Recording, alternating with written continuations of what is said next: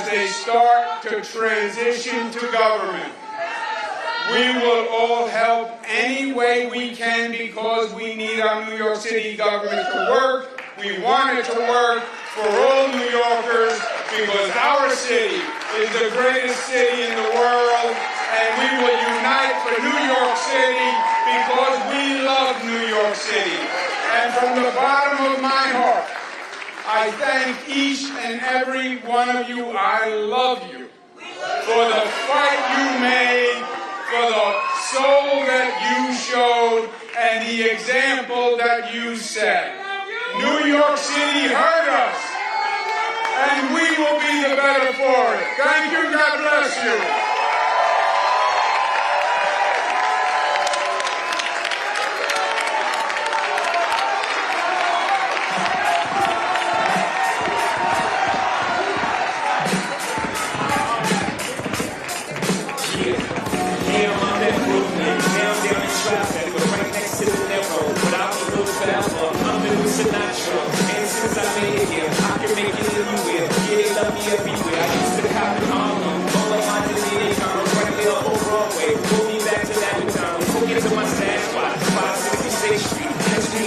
Like a sinner's with pastry, cruising down A Street, off-white Lexus, driving so slow, BKs from Texas, me and my dead bed stop, home on that wood thing, now I live on Billboard, and I'm with my boys with me, say what up in top, still sipping my top, sitting courtside, innocent that's getting behind pop, nigga I be spiked out, I can show the referee, tell by my attitude, that I'm most definitely from.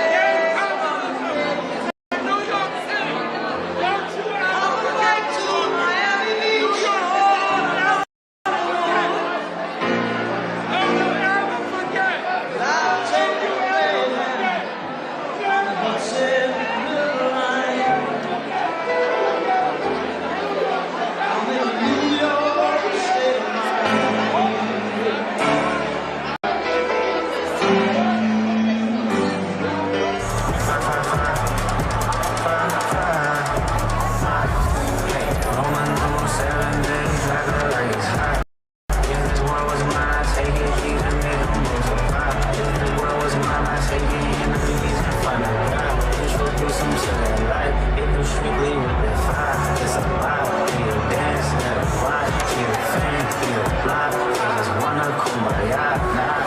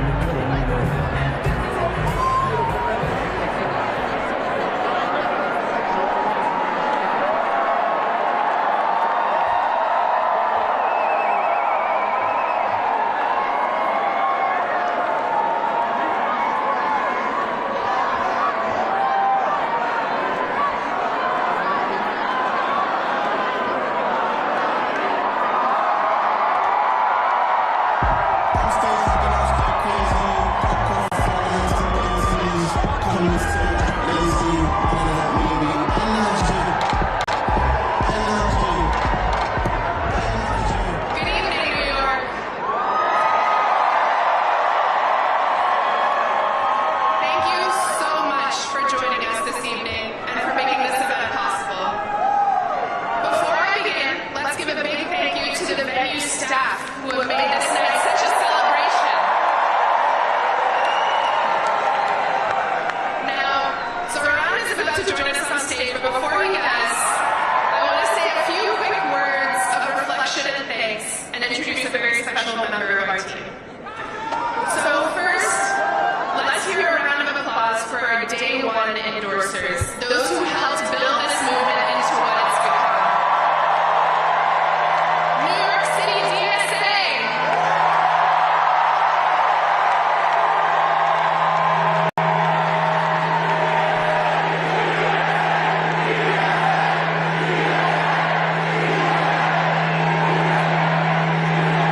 Voice. Drum Beats. New York Communities for Change. And Jewish Voice for Peace Action. And please give it up for our friends at the New York Working Families Party, who is such a leader in our long fight for an affordable, livable city. Now, do we have labor in the House? Throughout this campaign, we have stood shoulder to shoulder with our brothers and sisters in organized labor at 1 a.m. in Queens, at 4 p.m. in Manhattan, at 6 a.m. in Brooklyn, at every time of day and night in every corner of the city, and we are so grateful for your partnership. And we are so proud to be backed by dozens of elected leaders, from the local to the state to the federal level. And we know that the relationships that we have built will only deepen from City Hall as we work together to transform New York into a city where every person can live a dignified life.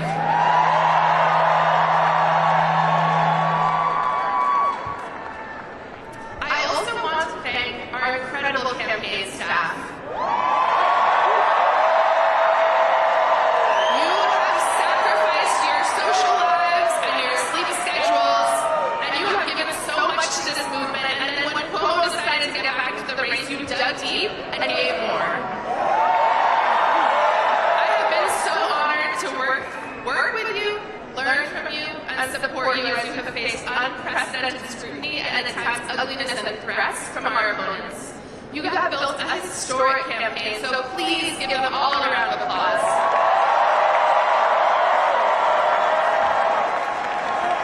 And please join me in celebrating the person who has been Zohran's right hand from day one, whose deep commitment to our movement and care for our people has infused every part of this campaign from top to bottom, without whom we would not be here tonight, Elvis Church.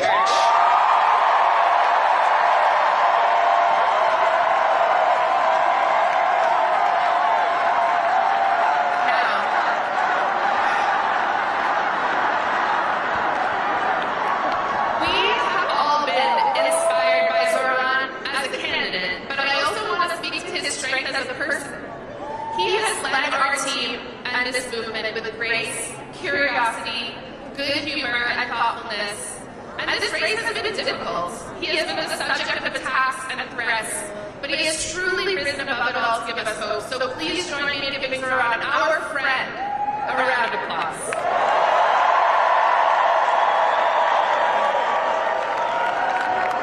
And there are too many supporters to name, so I want to speak to everyone directly. Please raise your hand if you have given to this campaign, whether that is time, labor, knocking a door, hosting an event, creating art. And if you are one of the tens of thousands, this is beautiful. And if you are one of the tens of thousands of people who contributed but cannot be with us tonight, this is for you as well. You have made history. You set unreachable goals and then exceeded them. You believed in this city and believed in each other. And you achieved something that people will speak of for decades to come. You led with kindness and compassion. And most importantly, during a time of despair and rising fascism, you decided to fight for someone that you don't know. So thank you.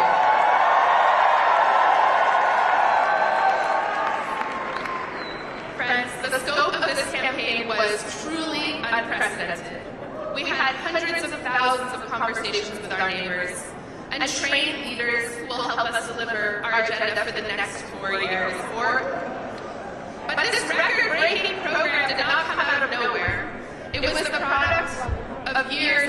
organizing and leadership development by New York City DSA and so many of our movement partners. And we were so fortunate to be led on this campaign by someone who has been a part of this work from the beginning. She led Julia Salazar's groundbreaking campaign in 2018. And since then has been behind the scenes in so many of our victories. If this campaign made you feel powerful, or taught you something, or showed you discipline, or brought you joy, you have this person to thank. She is caring, wise, and deeply committed to our movement. And I am sure she is backstage losing her mind at being called out like this. But I need everyone here to please join me in giving her the longest and loudest round of applause, our organizing director, Tasha.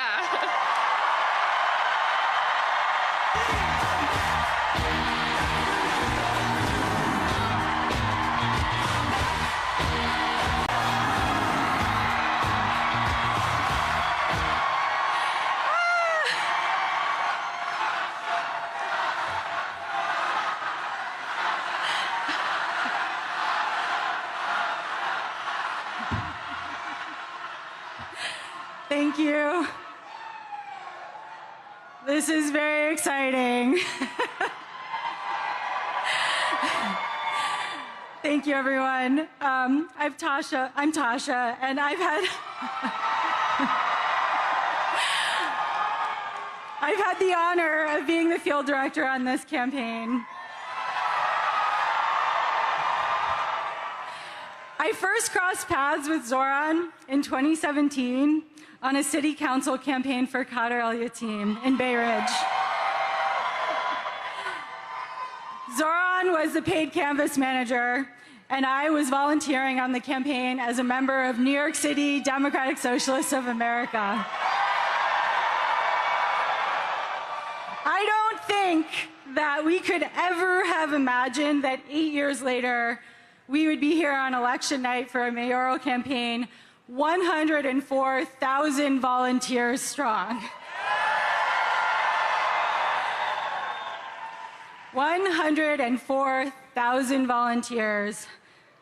We love numbers, we love metrics, but I want to talk first about what's behind those numbers. Every number is, in a way, an act of bravery. Door knocking is not the easiest thing. For many, including myself, it takes a moment of bravery at the beginning, asking a stranger something about their lives and sharing something about yours. Sharing what you want to see in the world, it can be daunting. Thousands of people did it. And every time, every volunteer went to a door and talked to a stranger, they offered their vision to that stranger and invited that stranger to be a part of shaping their vision. We love strangers. Every door knock and every phone call is a statement of belief that politics is for all of us. This campaign and this city is all of ours to shape. I also want to say something about field leads.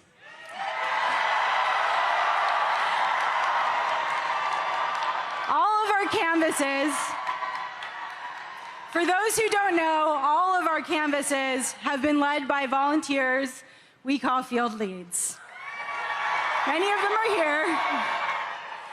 Most led a shift every week, and some led a shift every week since December. And every time they led a canvas, and they were the ones welcoming new volunteers into our movement. They were the ones who helped inspire folks coming out to canvas for the first time. Without those 700 people who chose to step into leadership in an uncertain moment and try something new and scary, this field operation at this scale would not have happened. Those 700 people prove that leadership isn't about having all of the answers. It's about the willingness to step into the unknown and inspire others to imagine something better. So here are the numbers. Over 104,000 volunteers made over 4.4 million calls. At around noon today, a volunteer knocked our 3 millionth door. Over 700 field leads have led over 5,700 canvases in 243 neighborhoods. 6,000 were canvassed by somebody.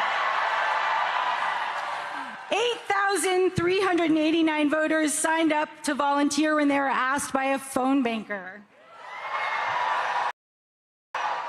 These are unprecedented numbers.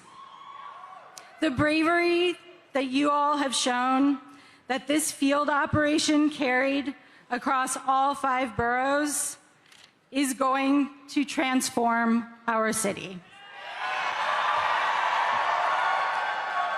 What all 100,400 of us have accomplished has rewritten the possibilities of mass democratic action. And it doesn't stop tonight.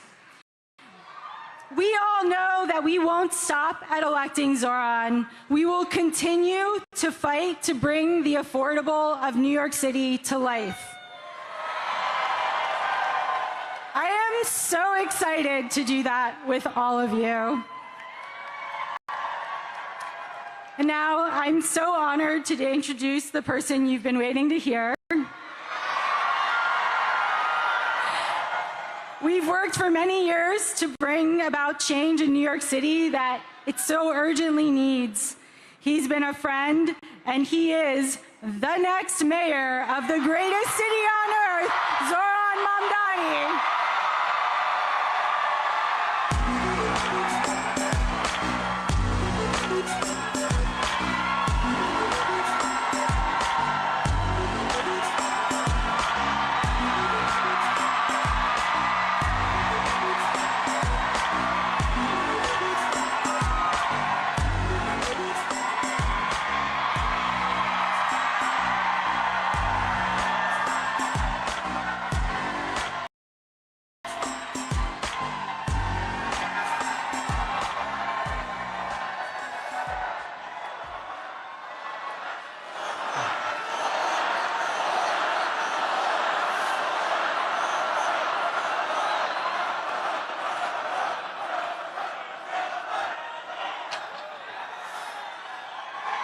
Thank you, my friends.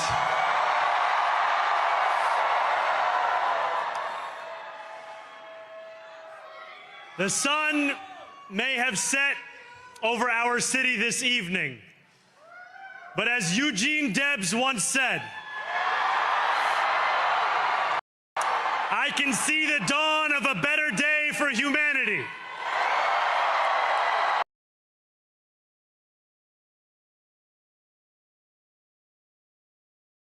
People of New York have been told by the wealthy and the well-connected that power does not belong in their hands.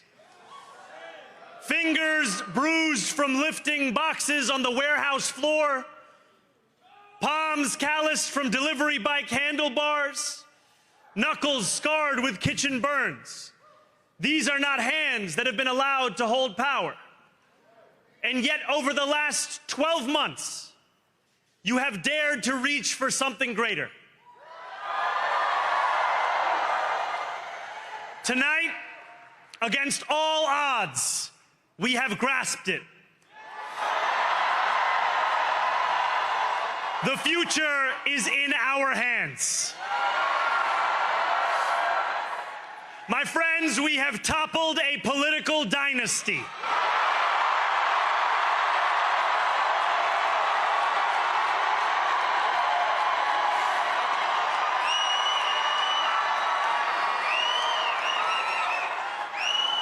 I wish Andrew Cuomo only the best in private life.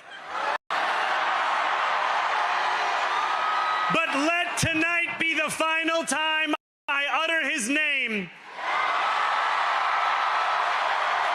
as we turn the page on a politics that abandons the many and answers only to the few.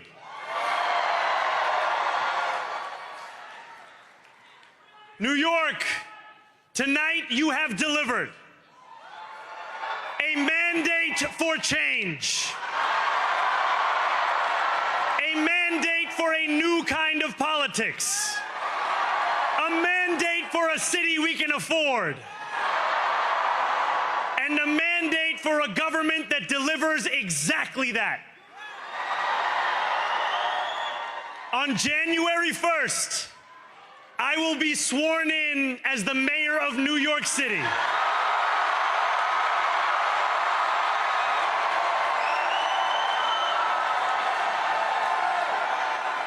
And that is because of you. So before I say anything else, I must say this. Thank you. Thank you to the next generation of New Yorkers who refused to accept that the promise of a better future was a relic of the past. You showed that when politics speaks to you without condescension, we can usher in a new era of leadership. We will fight for you because we are you. Or as we say on Steinway, ana minkum wa ilaykum.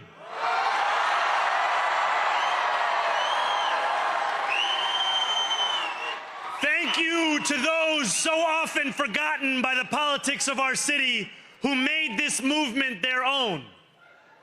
I speak of Yemeni bodega owners and Mexican abuelas, Senegalese taxi drivers and Uzbek nurses, Trinidadian line cooks and Ethiopian aunties. Yes, aunties. To every New Yorker in Kensington and Midwood and Hunts Point, know this. This city is your city, and this democracy is yours too. This campaign is about people like Wesley, an $11.99 organizer I met outside of Elmhurst Hospital on Thursday night. A New Yorker who lives elsewhere, who commutes 2 hours each way from Pennsylvania because rent is too expensive in this city. It's about people like the woman I met on the BX33 years ago, who said to me, I used to love New York, but now it's just where I live. And it's about people like Richard, the taxi driver I went on a 15-day hunger strike with outside of City Hall, who still has to drive his cab 7 days a week. My brother, we are in City Hall now.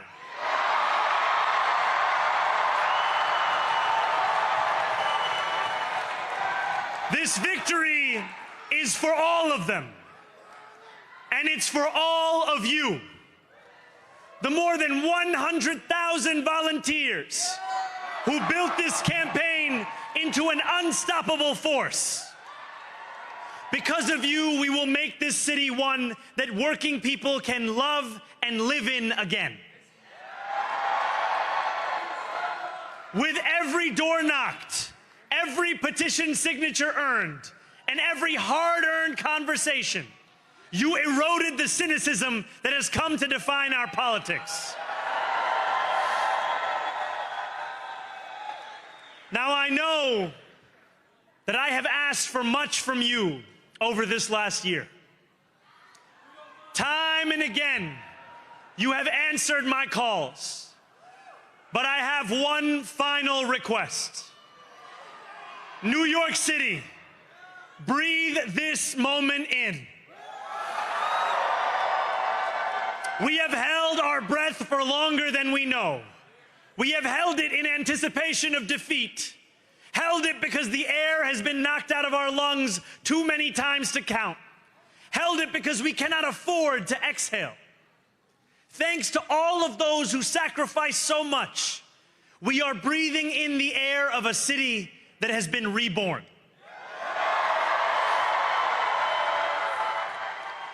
To my campaign team, who believed when no one else did, and who took an electoral project and turned it into so much more, I will never be able to express the depth of my gratitude. You can sleep now. To my parents, Mama and Baba, you have made me into the man I am today. I am so proud to be your son. And to my incredible wife, Rama,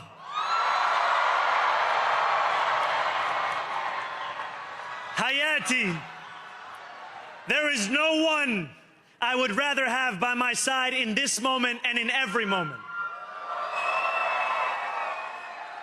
To every New Yorker, whether you voted for me, for one of my opponents, or felt too disappointed by politics to vote at all, thank you for the opportunity to prove myself worthy of your trust. I will wake each morning with a singular purpose, to make. There are many who thought this day would never come, who feared that we would be condemned only to a future of less, with every election consigning us simply to more of the same. And there are others who see politics today as too cruel for the flame of hope to still burn. New York, we have answered those fears. Tonight we have spoken in a clear voice. Hope is alive. Hope is a decision that tens of thousands of New Yorkers made day after day. Volunteer shift after volunteer shift, despite attack ad after attack ad. More than 1 million of us stood in our churches, in gymnasiums, in community centers, as we filled in the ledger of democracy. And while we cast our ballots alone, we chose hope together. Hope over tyranny. Hope over big money and small ideas. Hope over despair. We won because New Yorkers allowed themselves to hope that the impossible could be made possible. And we won because we insisted that no longer would politics be something that is done to us. Now it is something that we do.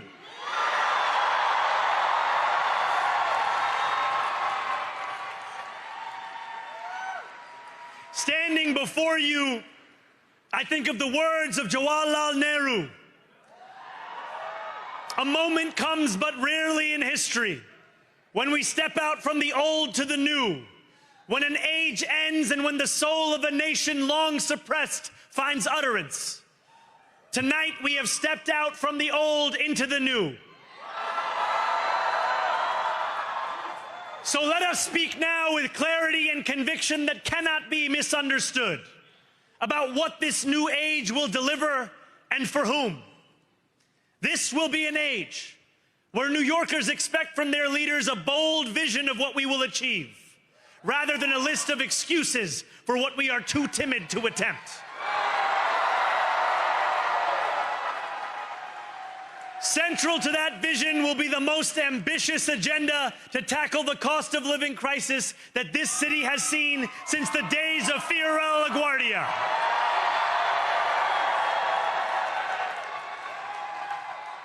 An agenda that will freeze the rents for more than 2 million rent-stabilized tenants. Make buses fast and free. And deliver universal child care across our city. Years from now, may our only regret be that this day took so long to come. This new age will be one of relentless improvement. We will hire thousands more teachers. We will cut waste from a bloated bureaucracy. We will work tirelessly to make lights shine again in the hallways of NYCHA developments where they have long flickered. Safety and justice will go hand in hand as we work with police officers to reduce crime and create a department of community safety that tackles the mental health crisis and homelessness crises head on. Excellence will become the expectation across government, not the exception. In this new age we make for ourselves, we will refuse to allow those who traffic in division and hate to pit us against one another. In this moment of political darkness, New York will be the light. Here, we believe in standing up for those we love. Whether you are an immigrant, a member of the trans community, one of the many black women that Donald Trump has fired from a federal job, a single mom still waiting for the cost of groceries to go down, or anyone else with their back against the wall, your struggle is ours too. And we will build a city hall that stands steadfast alongside Jewish New Yorkers and does not waver in the fight against the scourge of anti-Semitism. Where the more than 1 million Muslims know that they belong. Not just in the 5 boroughs of this city, but in the halls of power. No more will New York be a city where you can traffic in Islamophobia and win an election.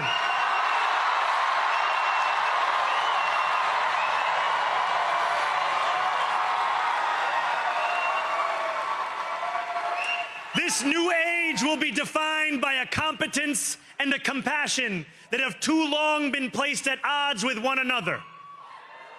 We will prove that there is no problem too large for government to solve and no concern too small for it to care about. For years, those in City Hall have only helped those who can help them. But on January 1st, we will usher in a city government that helps everyone. Now, I know that many have heard our message only through the prism of misinformation. Tens of millions of dollars have been spent to redefine reality and to convince our neighbors that this new age is something that should frighten them. As has so often occurred, the billionaire class has sought to They want the people to fight amongst ourselves so that we remain distracted from the work of remaking a long broken system. We refuse to let them dictate the rules of the game anymore. They can play by the same rules as the rest of us. Together, we will usher in a generation of change. And if we embrace this brave new course, rather than fleeing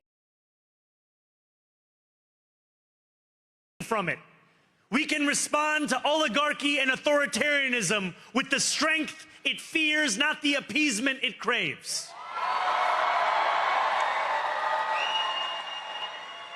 After all, if anyone can show a nation betrayed by Donald Trump how to defeat him, it is the city that gave rise to him.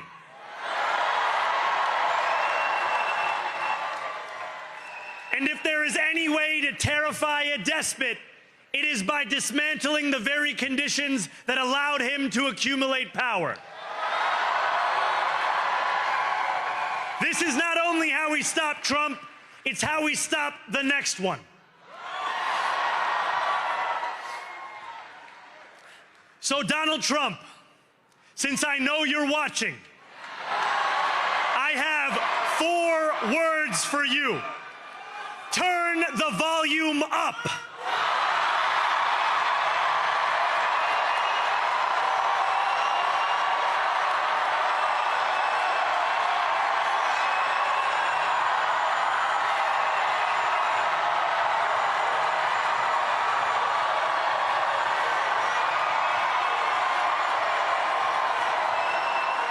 We will hold bad landlords to account because the Donald Trumps of our city have grown far too comfortable taking advantage of their tenants. We will put an end to the culture of corruption that has allowed billionaires like Trump to evade taxation and exploit tax breaks.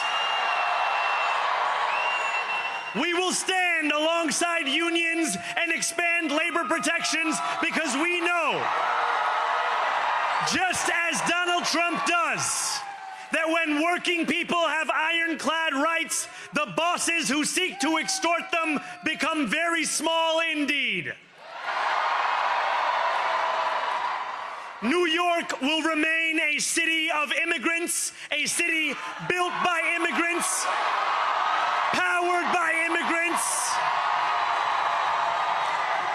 and as of tonight, led by an immigrant.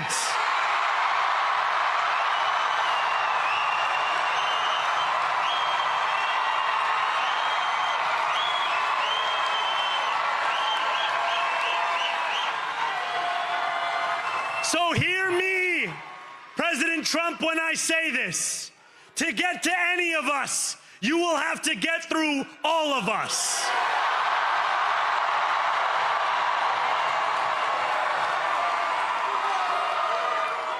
When we enter City Hall in 58 days, expectations will be high. We will meet them. A great New Yorker once said that while you campaign in poetry, you govern in prose. If that must be true, let the prose we write still rhyme, and let us build a shining city for all.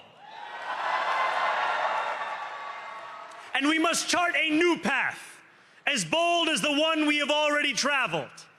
After all, the conventional wisdom would tell you that I am far from the perfect candidate. I am young, despite my best efforts to grow older. I am Muslim. I am a democratic socialist. And most damning of all, I refuse to apologize for any of this. And yet, if tonight teaches us anything, it is that convention has held us back. We have bowed at the altar of caution, and we have paid a mighty price. Too many working people cannot recognize themselves in our party. And too many among us have turned to the right for answers to why they've been left behind. We will leave mediocrity in our past. No longer will we have to open a history book for proof that Democrats can dare to be great. Our greatness will be anything but abstract.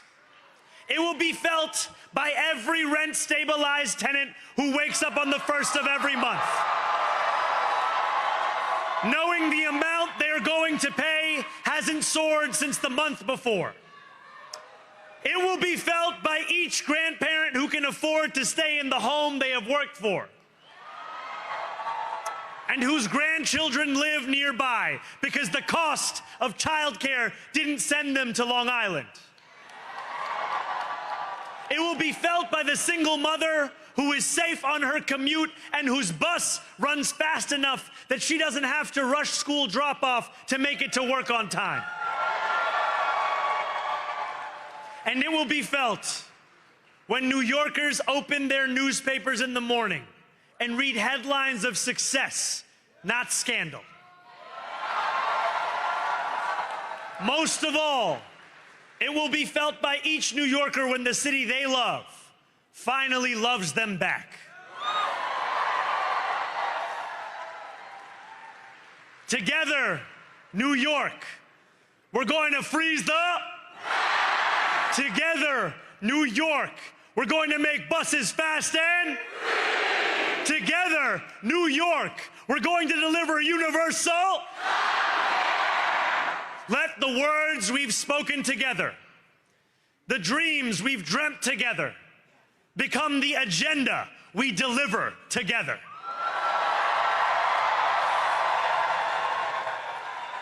New York, this power, it's yours. This city belongs to you. Thank you.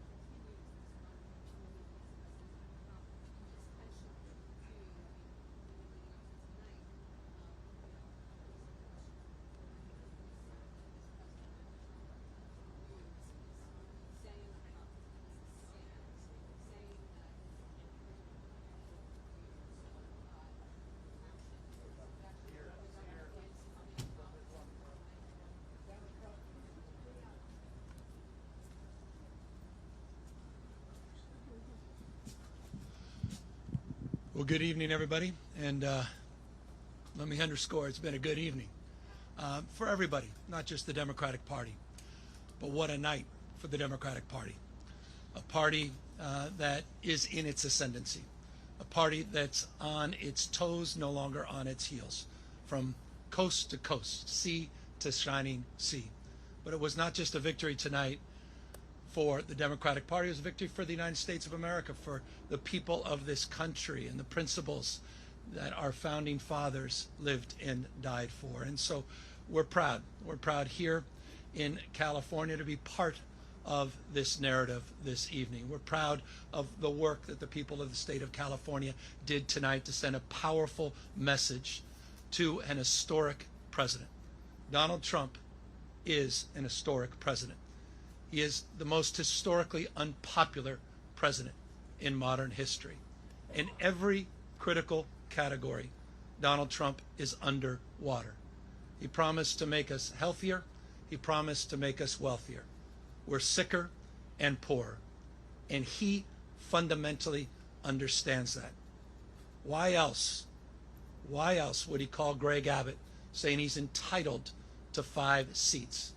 Why else is he trying to rig the midterm elections before one single vote is even cast? He understands his position at this moment in the United States of America.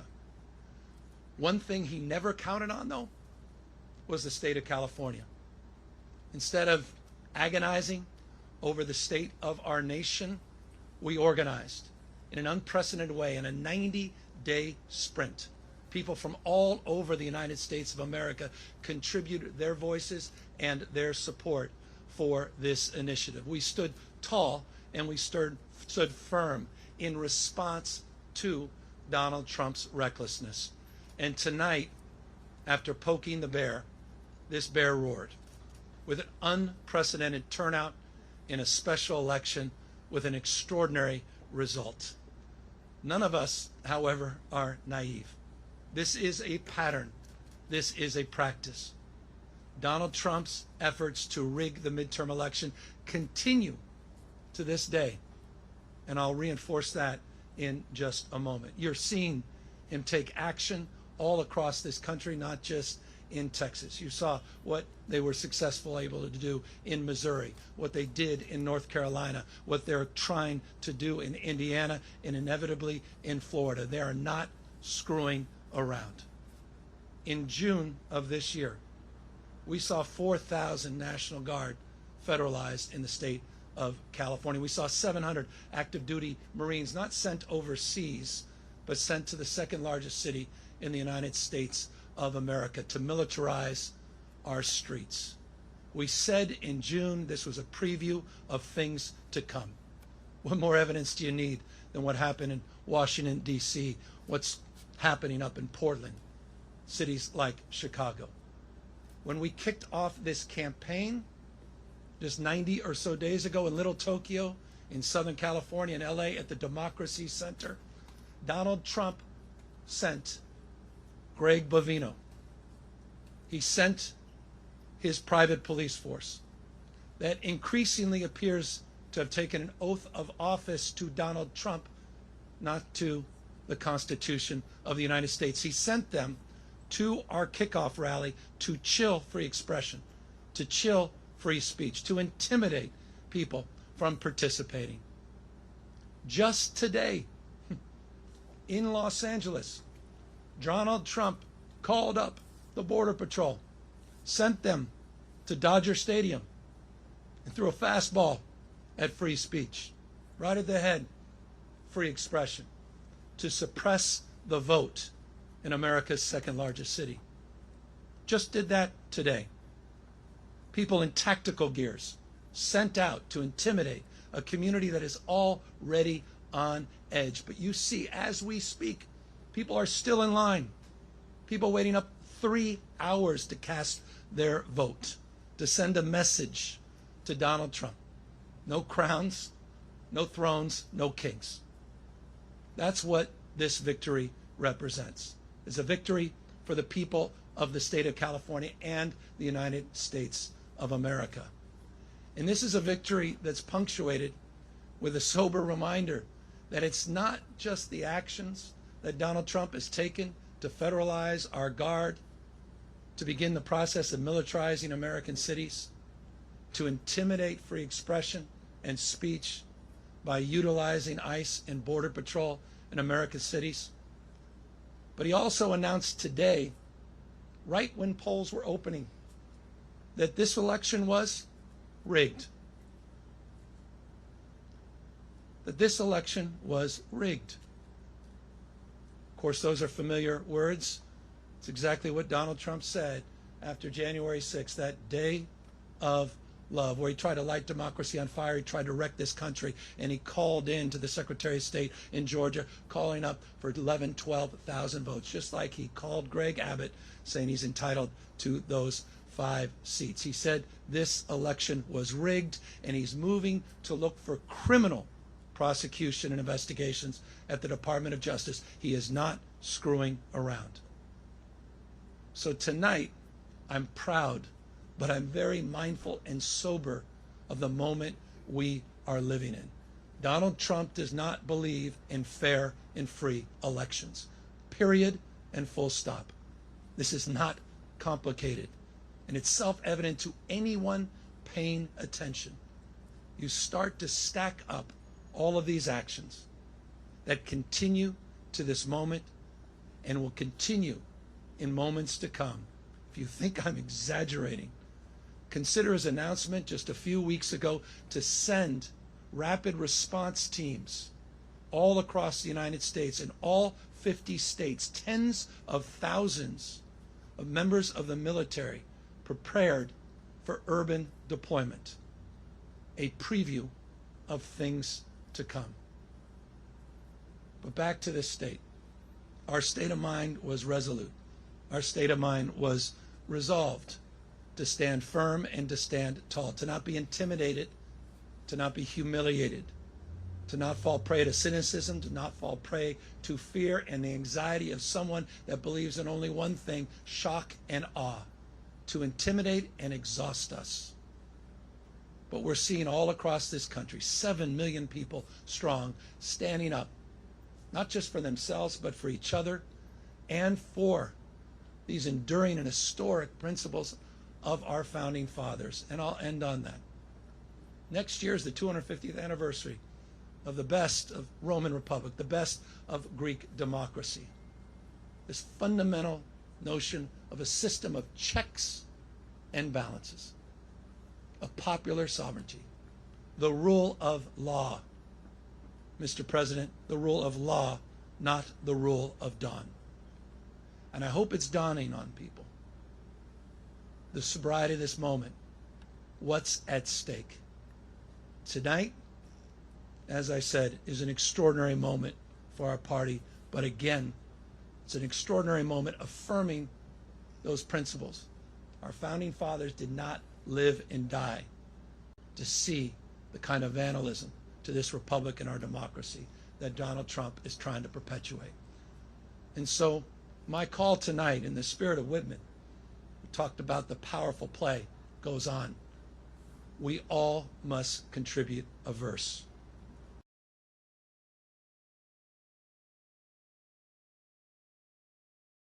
Maryland, we need our friends in New York, in Illinois, in Colorado. We need to see other states with the remarkable leaders that have been doing remarkable things meet this moment head on as well, to recognize what we're up against in 2026. And let me make this crystal clear. We can de facto end Donald Trump's presidency as we know it the minute Speaker Jeffries gets sworn in as Speaker of the House of Representatives. It is all on the line, a bright line in 2026. And so I want to thank everybody that stood up, not just for our democracy, but stood up for those that have feel bullied and intimidated, stood up for this notion of co-equal branches of government and a system of checks and balances. And I want to thank my wife, who reminds me every single day that this is about those that feel alone, those that feel isolated, those that feel an anxiety and a stress that they never could have imagined in their lives. This was about saying to them, we have your back, we see you, you matter, we care. And I'll just say this, I'm confident as we move forward into 2026 in this country, the best is yet to come. Thank you very much.